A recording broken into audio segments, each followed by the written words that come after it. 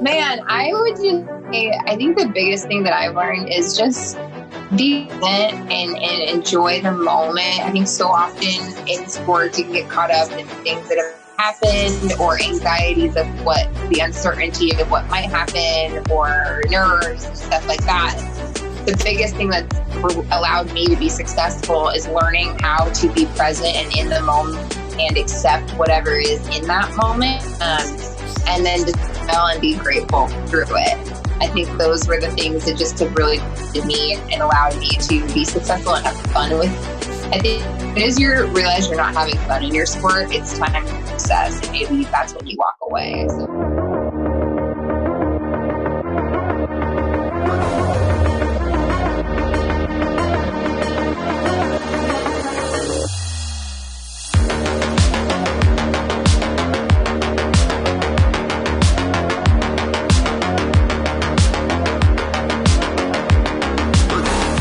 Very excited to have Annie Kunz representing the U.S. team in track and field, and very interesting, topic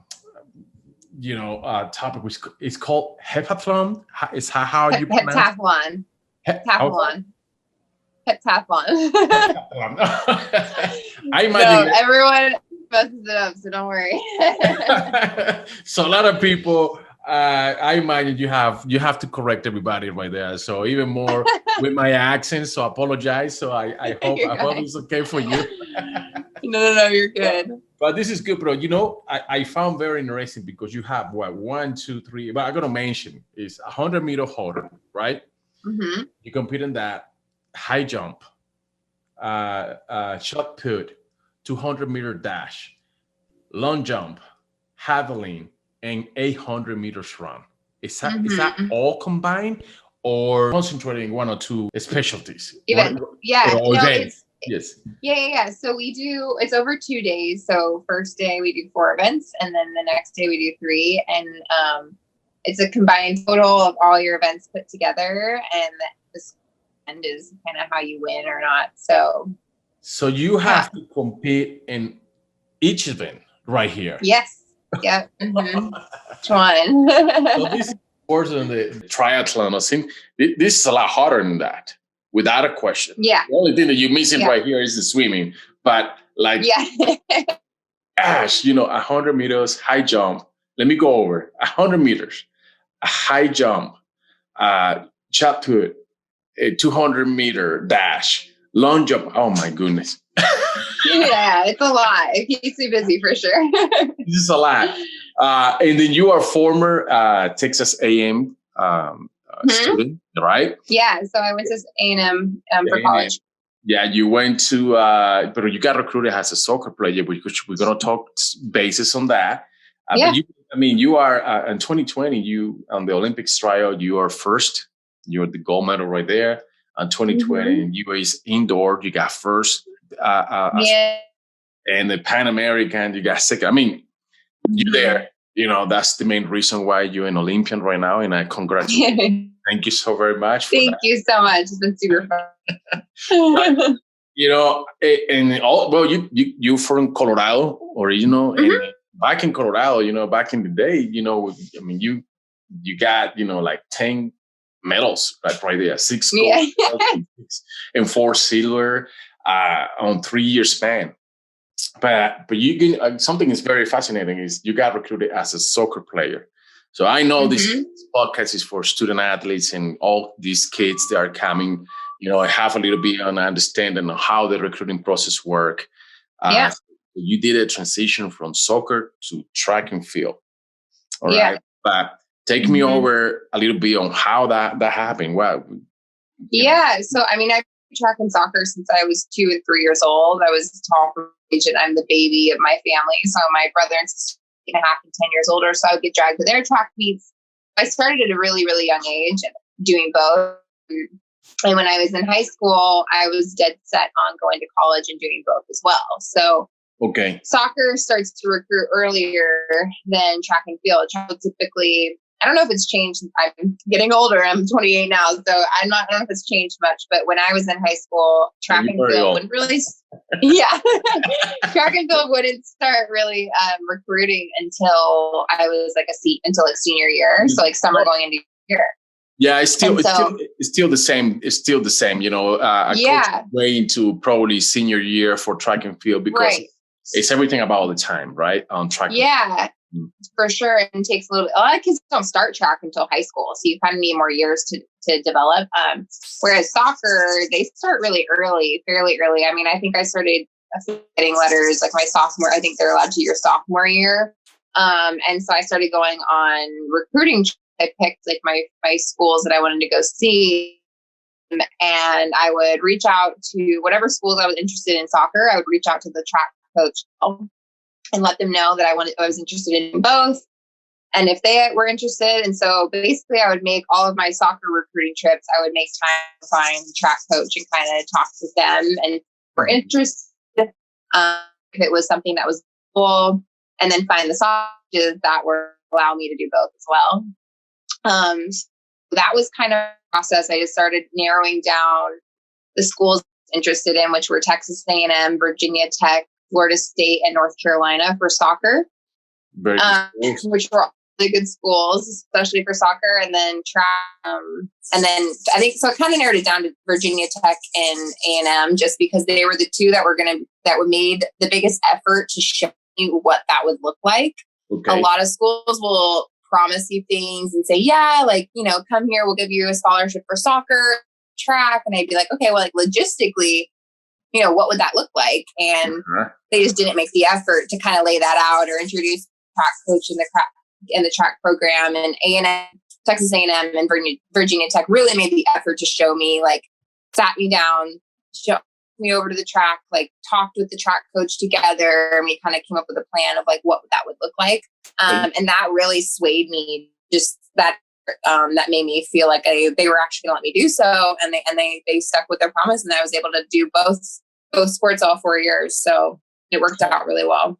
So you made both. You immediately mentioned to them, hey, you know what, this is what I'm going to do. I mean, you have your mindset already. You see what I'm going to do? I'm going to do soccer. I'm going to do track and field. I need to meet with both of the coaches. So that's very interesting. And when it comes with the athletic scholarship, I mean, I don't want to go more about, funds and things, but percentage wise, did they treat you well? I mean, you have a full ride. Yeah, no, I mean, I'm open about it. I had a full ride. So soccer was paying for everything. So it really was special that they allowed me to do track, because technically track got me I was like a walk on basically. Because track was going to pay for me. So, but then when I did a redshirt year while I was at A&M, I redshirted going into my fall of soccer. So I could a full spring of soccer and go into that fall and do soccer. And then I would have a year and a half, like a fifth, to just do track and field. And so that's when it transitioned where track and paid 5% of my scholarship for just that 1 year. And I paid so it worked out really well. I honestly feel like I had a really special situation where they paid for my school, allowed me to do another sport where I was gone half the year. So very unique, but I think I was just really upfront about what I wanted and what I wanted to achieve, and listened and heard me and followed through. Well, academic have to be with that, right? Because I imagine you were a very good student. Student at the time. Your grades probably were, up there. And that's probably why they make that commitment and say, okay, she qualified, she have the SAT, she have the grades. So, and then I imagine you were a top player on soccer as well. Okay. Yeah, I was. I forward. I was one of the top scorer in Colorado. And it's made, like, A&M just made a really big effort that they wanted me. They wanted me to be a starter, and I had good grades. And so I think when you come in and you kind of have a package where you're like, I'll give you every effort I have on the field and in school, so you won't have to worry about me being eligible or anything like that. You have a little bit more leverage, and you're able to say, like, I want these well. So that was helpful with the process of recruited. Excellent. In what position did you play in soccer? Because now I'm extremely fascinated about soccer. I play baseball, but nowadays it's like soccer is kind of like it's right there.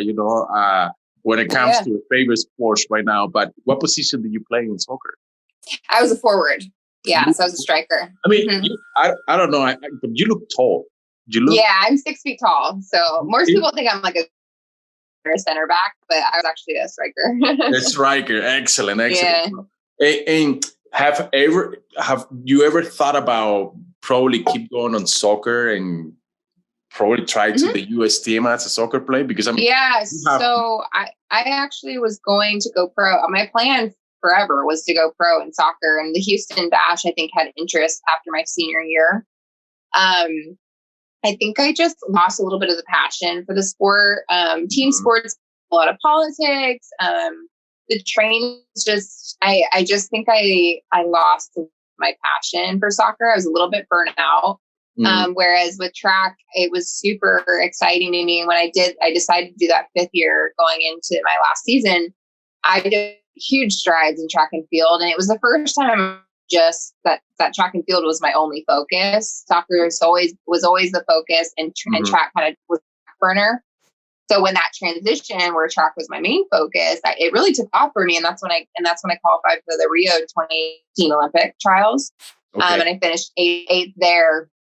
And that really opened my eyes to maybe I should be focusing on this more, see what I could do in this sport. So everything works out the way it was supposed to, but I definitely was planning on going pro in soccer and ended up in track. Okay. See, that's fascinating because this is very interesting. So you have track and field like a second sport, like I do it for fun. Yeah. But let me retract what you're saying. In 2018, you ended up being 8th, excuse me. Yeah, in 2016, yeah. In 2016, so if you don't want to concentrate on track and field and the way that you concentrated in soccer, you probably would be 2 times already Olympian athlete without a question. Yeah, I mean, that's definitely like maybe like I was still in school. I was 5th year. So it's hard, obviously, to make my 15 going against pros. But I mean, I just think my ceiling was really high that I just had a lot of potential that I hadn't do yet because I never got the fashion training that you get in high school and college. Because in high school, I just showed up to meet. I trained for soccer and they were in the same season in Colorado. So I would just show up for meet. So I really hadn't practiced track really full time until my 5th year at A&M. Exactly. Before that, it was just part time, and it was when you're in season, so you don't get the foundational fall training. So it really just kind of took off, and then it made me just fall in love with the sport again. It was new and different, and I had a lot of room to improve, and I was happier in track and field. Well, I tell you what, every time that I see your videos, I seen some of the videos what do you do with stuff? I mean, don't get me wrong, you in shape. You are in a very good shape. Yeah, thank you. I want to go over with that. How's that process for you right now in training? Because, I mean, you qualified in 2019 to the Olympics. Is that correct? In 2019? The World Championships. Mm-hmm. Oh, the World Championships. Yeah, in 2019, yeah. And you travel all over the place right now competing, correct? So how's that process? Because, the traveling, the eating habits, I mean, I imagine you constantly eating different kind of food because you in different places. Yeah. And then you training. I mean, how you manage that? Yeah, I mean, it's definitely this year because of COVID. We didn't travel quite as much as we normally would. But I have a system down. It's pretty easy for me, especially because a lot of the places that we go to are in Europe and they eat a lot of meat. And so that's my main. When I travel, I pack snacks that I know are like work for me and that I'm used to here.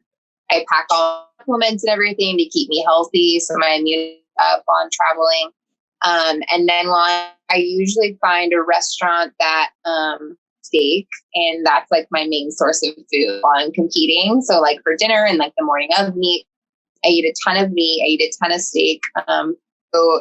and nuts. So I pack like all my nuts to be eating and stuff like that. So I've really figured out the system that works for me. I'm pretty much paleo. I switched that back in like, I think 2019, and it really just, my body just better. I had more energy. I leaned more. So a lot of meat, a lot of these potatoes, nuts, berries.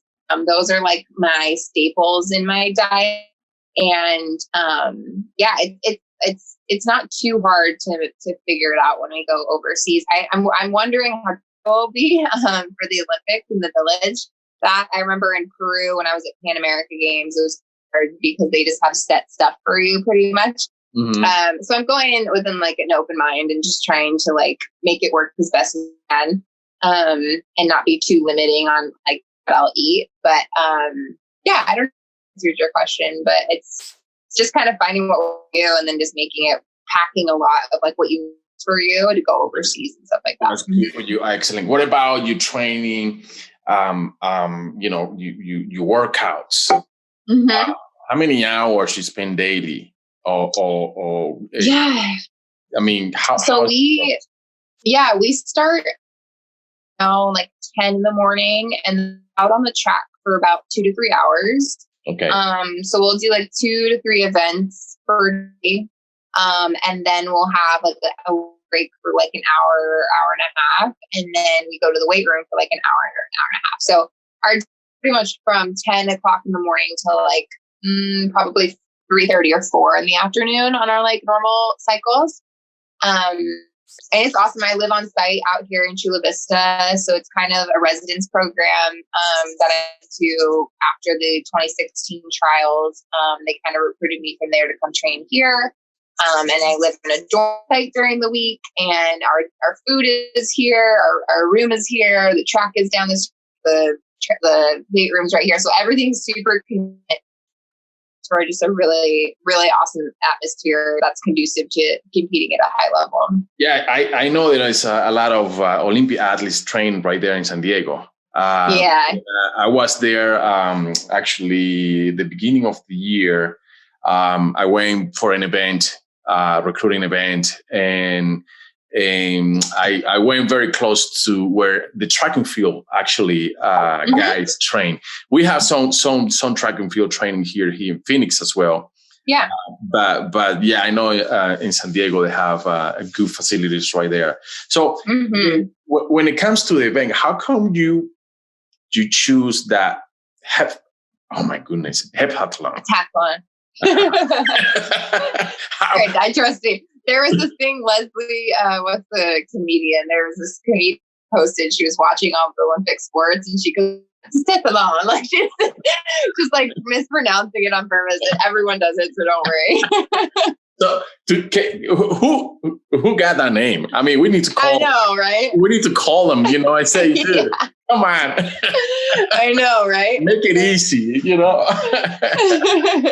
So how come you decide to go? Because you could go to specialize in 500 or 400s or 800s or jumps or how come you like this discipline? Yeah, I didn't know anything about the heptathlon until I started talking to the track that I was seeking out and asking them what they would want me to do for them in their track program. I in high school was a jumper and like hurdler. I did the 100 and 300 meter hurdle, and then I did the triple jump, long jump, high jump, and then the 4x2 if they needed an extra person. So obviously with events that I was already doing in high school, it just made sense that I would be a good heptathlete because I could sprint and jump, and they would teach me the throws. So they recruited me as a heptathlete, and then I think my junior summer going into my senior year of high school heptathlon, and a feel for what it was, and I was like, oh my god, what did I get myself into? This is really hard. 800, you run 2 laps around. I was like, this is longer than I've ever ran. So kind of was a bit of like nervous going in, but it's one of those things that you develop a love for. Like it keeps you busy. You don't get burnt out of one event at a time. If you have a bad day in hurdles, you'll go and throw it or whatever. So Yeah, I just got recruited because of the events that I was already doing in high school and track. It was awesome. Yeah, I have the opportunity to talk to one of your teammates on the U.S. team. She does the jump ball with. Oh yeah, the pole vault. Yeah. I did that. I had the opportunity to talk to her. Morgan Lilux. I don't know if yes. you know her. So we were talking in great conversation. This is another episode that I'm going to have where I did with her actually yesterday. Fascinating to learn how, the training. She sent me some videos and like, wow, how it's just amazing. I'm very, pleased to be here talking to you guys because, thank you. I mean, representing the U.S. That's one of the time, one in a lifetime, and I know it's a very low percentage, of, athletes to reach that. It's the same as professional, like it's so. It's a grind. It's a grind, especially with track and field because it's not as big of a sport. There's not much money in it. So to continue on with it post-collegiately is really tough and it's a grind. So I appreciate you saying all of that. That means a lot. And it is because, the girls that approach me from the Olympics, most of the sports are not, like top sports, like fencer or that. And so that's a challenge because like from you guys, I mean, you went to a great school, if you graduated and after that, you can go to a corporation, have a great job. Make a very good living, probably, know. But you decide to go to the sports and keep going and keep working and your mindset was there. Since you were little, 3 years old, man. So the sports is in your blood. I know that for a fact. But how that works for you right now? Like, do you have like how tough was that decision after you graduated in school? Like, okay, should I keep doing the sports? Should I go and work in the corporation? Yeah,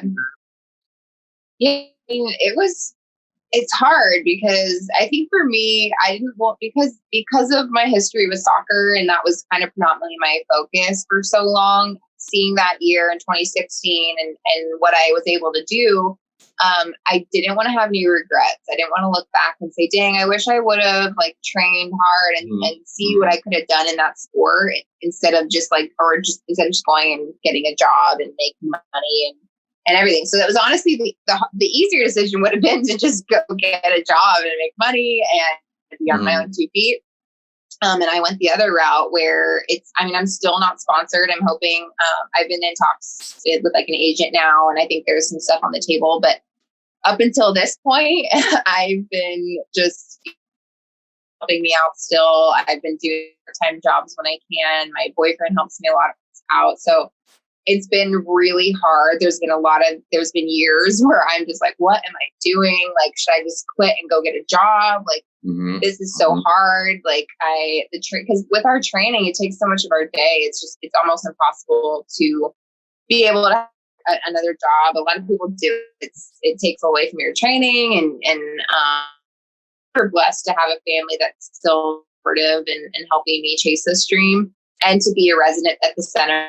A ton of expenses off of my plate. So, but yeah, I mean, I think there's definitely times where you're questioning what you're doing and if it's worth it. And I could just go get a job and be on my own 2 feet. And I for sure have had months and years where I'm questioning that. But now you get to the end of it and it's all worth it. And you wouldn't, you would go back and do it all the same again. And I learned so much through that journey. And I realized like, I want this because I want this, not because I'm being paid to do it or because of the money, because there was no money in it. So I think you just learn a lot about yourself and really figure out like how hard you can work for something and grind for something. And it's like the most delayed gratification you could ever think of, a 5-year process.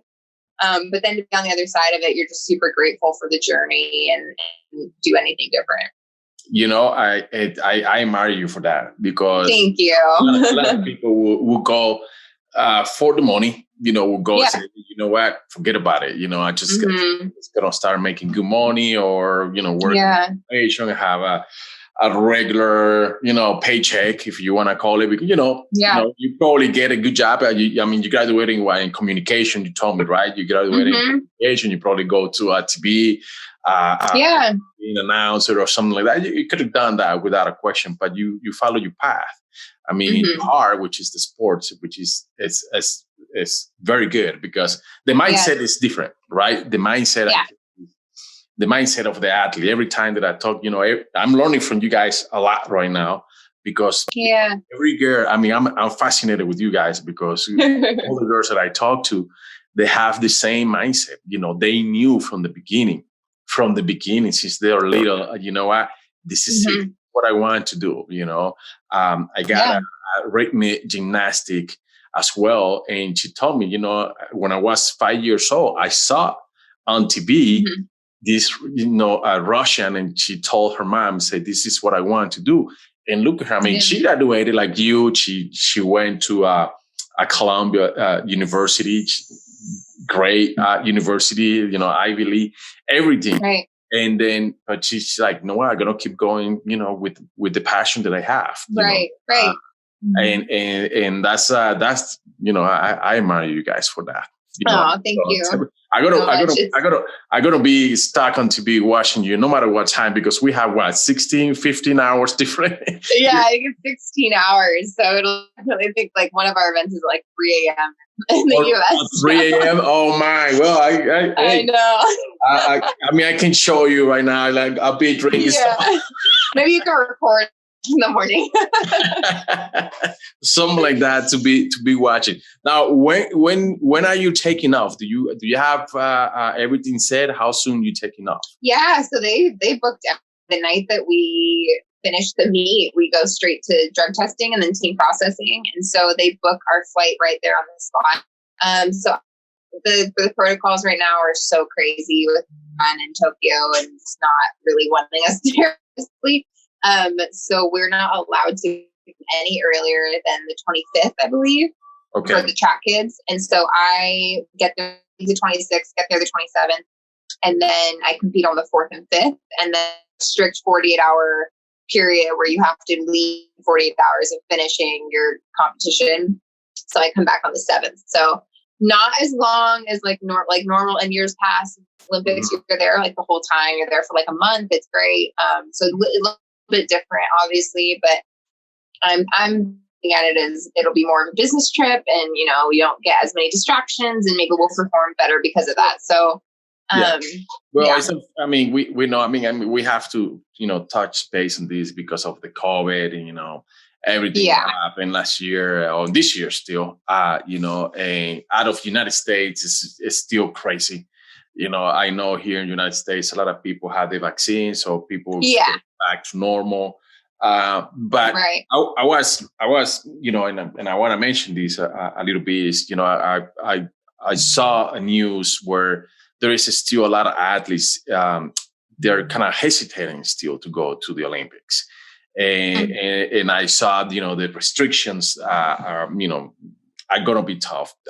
Do you feel comfortable making the decision that you made? I don't want to ask you about vaccine and nothing like that, because it's young. It become too it's politics got involved, and I'm forget about it.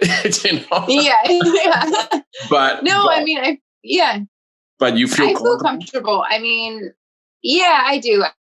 Gosh, we sat through like a 30-minute after the night of processing, just going protocols that they're going to be doing. And when we get to the airport, we're like pack a ton of snacks, because you're going to be at the airport for like 3 hours going through processes of getting into the country and getting your COVID testing. And there's just so many things at the Olympics that I'm not like, they're tracking phones. We have to download an app. They're going to track our phones to make sure we're staying far apart from people. So I am not worried about it. I also feel like if they're the healthiest people in the world all in one place, so it's like, I feel like if you're going to have any big group of people, I think a bunch of athletes that really, take their health seriously and are get a lot of vitamin D and all that, I'm worried about it. So I think Japan's more than prepared to provide the right protocols and everything to make it safe. And we're grateful that we still are able to compete and have an Olympics this year. Excellent. No, it's good for, for you to be comfortable, not yeah. Like, I saw that. I don't know if you watched it. It's in HBO. I can't recall the name of the sports event that they did right there, but I watched an HBO. I'm like, really? So there's still athletes, especially out of the United States, they're kind of like uncomfortable, Yeah. And everyone's different. Everyone has a different level of comfortability and their views on everything. And so I think it's nice that we still and I think it's good that they're not doing anything, that everyone still has a choice in what they want to do with their body. But yeah, I mean, everyone's different. Everyone handles it different. But for me personally, I'm about it. You're good about it. That's very good. That's important. And I know families are not going to be able to travel. I know, only medical and trainers or coaches are going to be able to travel with you. How's your family taking? I mean, I imagine, your dad, your mom, I don't know, your boyfriend you mentioned, this is going to be, you're not going to be able to go. So how are they feeling with that? Yeah, I mean, it's sad. I mean, I think my boyfriend and I sat down months ago. And we were like, let's just expect it, no one's going to be there with you. You're going to be out one. And so I've been expecting the worst for a long time. So it wasn't too shocking. I think it's more upsetting for my family and me. They were such a comfort at the trials to have them in the stands. And I'm excited they were able to be there and experience that with me since they're not allowed to go to Tokyo. But yeah, I mean, it's so hard. At least our family are our foundation and our supporters, and they see the bad, the ugly, the different. They see the whole journey, and they've been on it for so long. My parents, they've traveled to Doha. They went to the 2019 World Championships. They flew across the world. They're so supportive, and it means so much to them. So I think it's a real big bummer for them to not be able to go. But then it's just motivation to go and make the next Olympics, and then they can go to Paris, hopefully. So that was my next question. I'm like, yeah, but you probably, yes, of course, it's sad. It's unfortunately, it's not nobody's responsibility at this time, if you want to call it that. But I know it's soon to talk about it because you need to go with this one first. But are you like, okay, I'm focused to the next one as well? Yeah, I mean, obviously I get ahead of myself, and I'm still focused on this one. But I think the trial allowed me to really open my eyes and I can compete with the best in the world. And I think I needed that confidence booster a little bit. I personally, I'm just going to take it 1 year at a time. If I continue to get better, I'm going to continue in the sport. But I think it's been hard financially to do my path. So I think this last meet has opened up some doors, hopefully, to get some financial support. And if I can get that financial support, I will do this until I can't. So hoping for that and allowing me to be able to kind of continue with my passion. And it's nice because it's not a full 4-year cycle, So it's a lot shorter. And so, yeah, I think that's the plan right now, is continue to take it year by year. But if I'm continuing to grow and get better, I'm gonna keep going. Excellent. So after the Olympics, do you have already scheduled another competition? So after the Olympics, I'll take some time off. I'll probably get a month off. Awesome. I'm hoping just to decompress and kind of get away from the track. Well, you should. You should. Yeah. So that's very. And then it's a World Championship indoor year as well as World Championship outdoor. So we won't take too much time off, and we'll probably come back. I would say end of September, maybe first week of October, and then hit the thing and start prep for the next year. Excellent. So that's good. That's good to have a schedule already, because so the indoor is that going to be here in the United States, in the indoor outdoor? That's going to be supposed to be in China. Oh, in China. So World Indoor Ships. Yeah. So that'll be in China, and got postponed. It was supposed to be in 2020 as well, and so they postponed it this year. Okay. Oh, really? So it happened the same as the Olympics. So it was supposed to be like right in the heat of COVID. So it was March of 2020. So that's like when everything just like lit on fire and the world shut down. So they had to postpone it. Oh, well, that's sad. This COVID deal is being doing well. I'll be honest with you. I take the positive out of it, and the the aspect of first of all the planet. I think the planet needed to breathe a little bit with not so many people on the streets, and the cars, and the whole atmosphere deal. I'm a huge green guy, and I support the green community all over the place. Whenever I can. But more than nothing, now it opens a lot of doors, especially on my business, because I'm able to communicate this way. Before, all the meetings that I have to do it personally. I didn't have no Zoom, so, no, really. So on that end, it's changed, and COVID's had some hidden blessings in it, and it was awful while we were all through it. Then it's opened a lot of doors, and the times have changed, technology changed.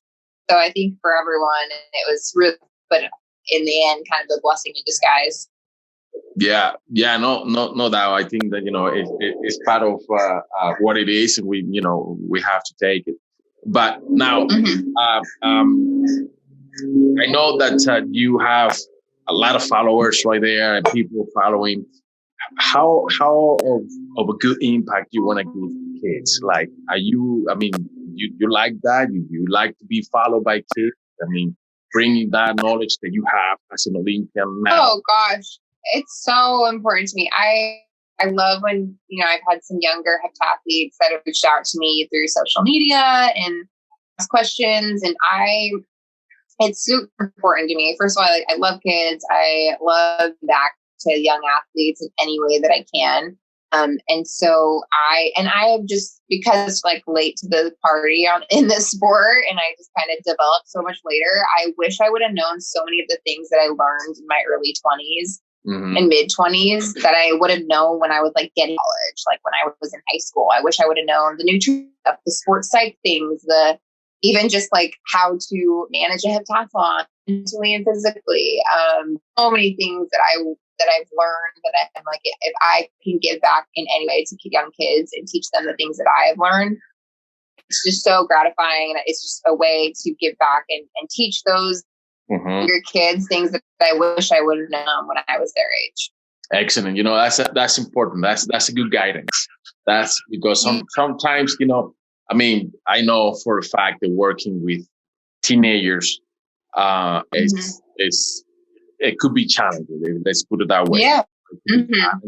Especially because most of the teenagers, and I tell you because when I meet with families, you can see the parents like, see, I told you. But I'm going to include myself. We don't listen to the parents, right? When we are in that age of life, I guess. You don't listen to people. Who cares about it? But if somebody else, will come to you and say something, you're like, oh, really? You might pay a little bit more attention. So if you're gonna have, you have that opportunity to bring this knowledge, this information to the kids. I think it's extremely valuable, Yeah, absolutely. I mean, I wish I had someone that, was telling me this stuff when I was that age. It would just made me improve a lot faster. So if there are kids who listen, I'm willing to tell them everything that I've learned in my journey. Beautiful. I think, and this is the main reason actually why I'm doing this, to be honest with you. The main reason is just bring this knowledge to these kids, to make them it is possible. And make the process easier. Yeah, it is possible. Like you're in, like you say, I wish somebody would tell me. I'm in the same boat. I would be, I wish somebody would tell me, hey, you probably can take this route. I was I'm not going to brag about it, but I was a very good baseball player. Yeah, heck yeah. They breed them down Venezuela. you know, that's all we do right there, you know, play baseball. You know? Yeah. Well, exactly.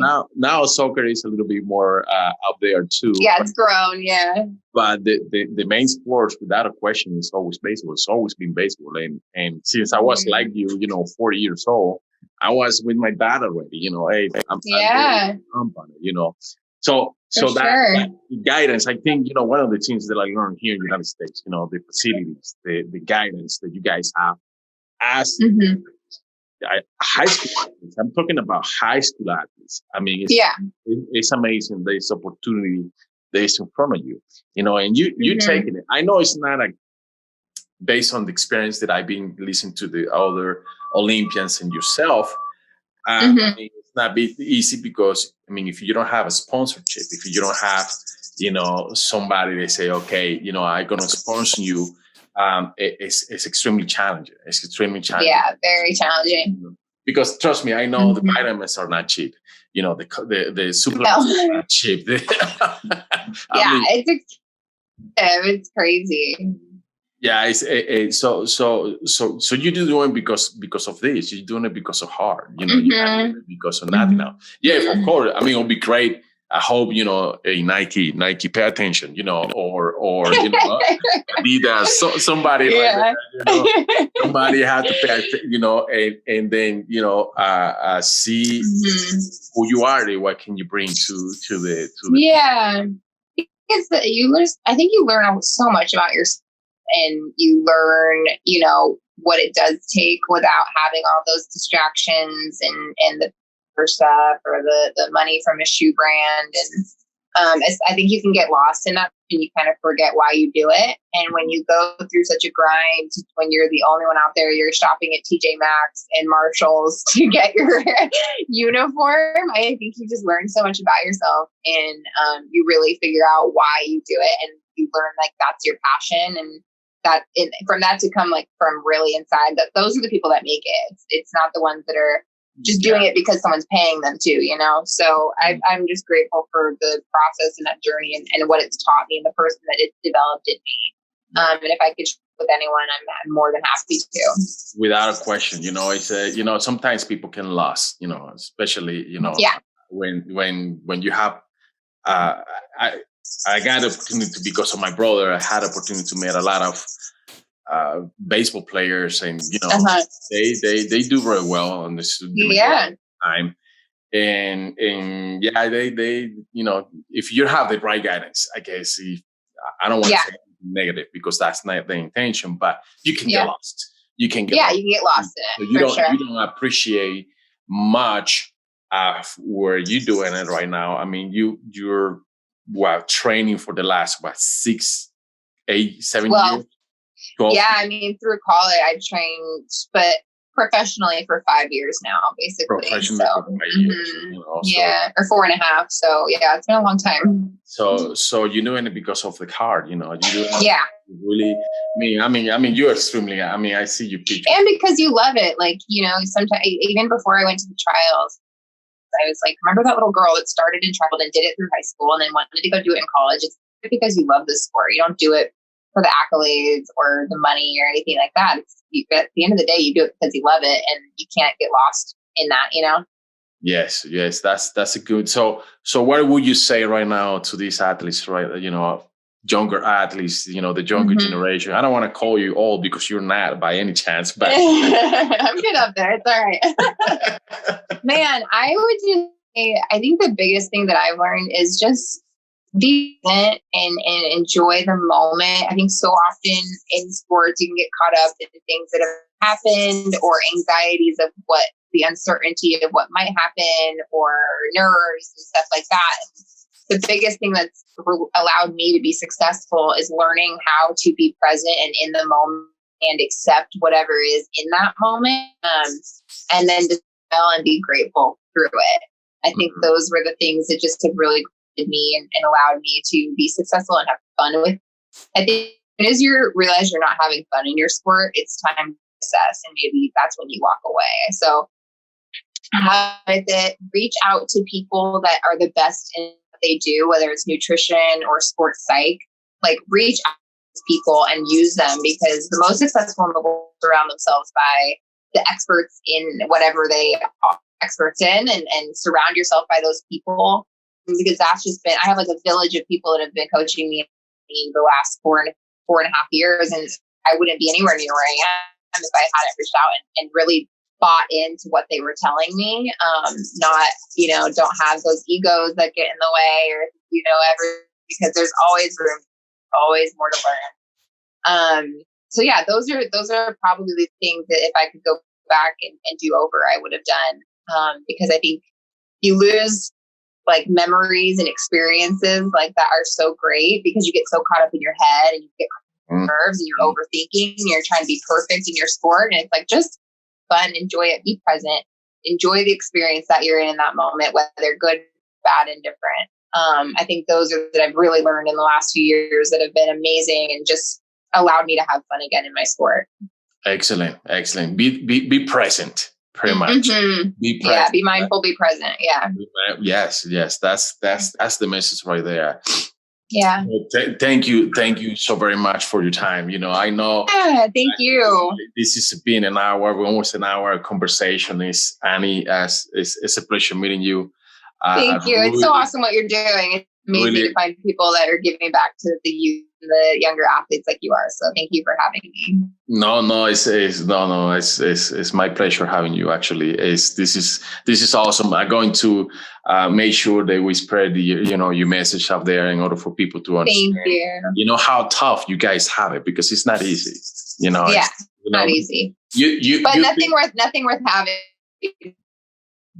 Yes, definitely. And sometimes, outsiders, like myself, you might think, oh no, they represent the United States. They're set, they're golden.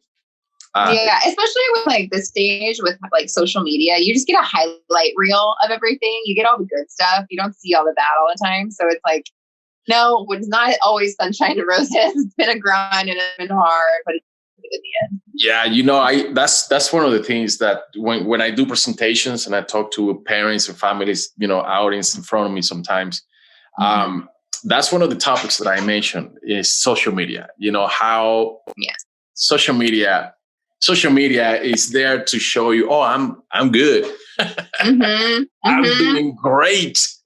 Yeah, exactly. So it could be bad. I like, don't get me wrong. I mean, we living in this, in this era where everything is technology and everything is, social media, and it's understandable. And we have to go through that, all the, Instagram, Twitter. And it has so many great things that it provides. Yeah. Correct. But if you get cut off in occasions, it could be damaging, Totally. And that's one of the messages that I say, you know what, this could be your friend or it could be your enemy. You never know, because when it comes to scholarships, I seen it, a lot of times, if you got a scholarship, you can be banned or take the scholarship away, because if you do something right here, it could be bad. So yeah, this is the good message. I mean, what are you doing is just beautiful. That's the main reason why I so highly appreciated, your guys' time to take 1 hour of your time for me to communicate this to the kids. And I know, and I hope, I wish you all the best, and I hope you get back with the medal. I know I hope so too. You have tough competition, because I saw some videos, but if you don't have tough competition, then you won't be there, right? Right, exactly. So I'm excited. So I'll take my own advice and just go experience it and have fun and be in the moment, and that's all I can do. There you are. That's all that you have to do. Just sing it, enjoy it. The ceremony, the whole, having your suit on. I mean, like I said, just having that's to be, that's a pride, that's totally something to be proud of. I'm excited. You have to be proud without a question. Be humble. It seems like you are extremely humble. Stay grounded, stay grateful, for sure. I love that. I love that from you guys. Every girl that I talk to, to be honest with you. This is amazing. I'm so Oh, thank you. I'm glad you're able to have some of us on here and I'm so pleased. some of the knowledge we've learned over the years. Yes, no, I wish nothing but the best to you guys, to be honest with you. Thank you. I'll be having some wine or something else, but 2:20 in the morning. Yeah, exactly. Keep you up. Thank you so much. I gotta do it. I gotta do it. Thank you, Annie. Thank you. You. Okay.